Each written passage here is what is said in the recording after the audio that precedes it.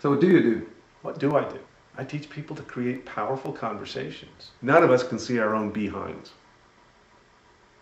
There's some deep truth there. We can't see what we look like. And the biggest part of learning for me is being in an environment where people can gently and compassionately share feedback about what we all look like, how we deal with things, how we think. Have an environment where that can happen. Creating an Not only where it environment, can happen, but where it happens by design because of the collective commitment, energy, focus of all the people. So I don't have to be a policeman in a classroom. I create a context, and it brings out the best in people. And when people start bringing out the best in each other, the kind of learning that happens is far beyond any learning that I ever had as a child going to school. And the hardest thing to deal with then is to leave that wonderful learning environment and go back to the so-called real world. And so that's a big part of the learning experiences that I construct with people. The transition from the learning back to what you're going to do differently. I've noticed that when people leave a classroom, they're often full of interest and excitement and ambition. Yep.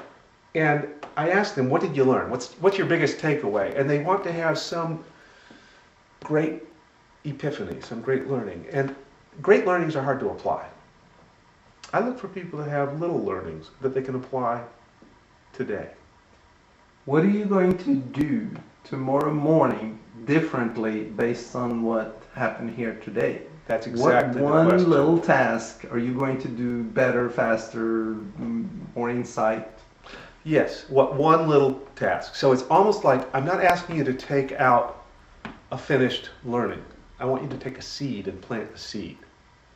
An oak tree grows from an acorn. I want you to plant an acorn tomorrow that can grow. Not to expect suddenly to have a forest.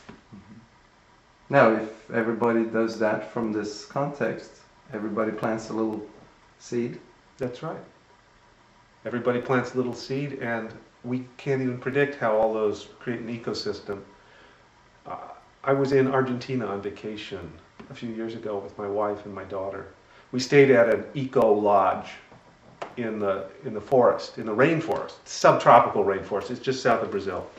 And this part of Argentina has suffered a lot from slash and burn agriculture. Very poor farmers. We're actually encouraged by the government to go chop down trees in the forest and create farmland. And the farms only last about 5 years before they're depleted.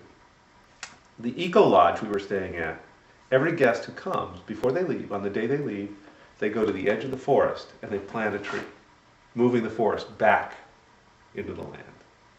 That's kind of what we do when we train. I want people, when they leave that classroom, to be ready to plant one seed that may grow up into one of those forest giants, to put something back in the ecosystem.